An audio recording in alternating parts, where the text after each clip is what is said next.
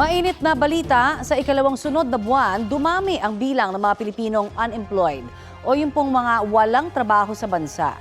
Ayon sa Philippine Statistics Authority, halos 3 million ang mga Pilipinong walang trabaho nitong Enero. Mas marami kaysa sa 2.26 million na unemployed noong Disyembre. Katumbas po ito ng 5.8% ng labor force ng bansa.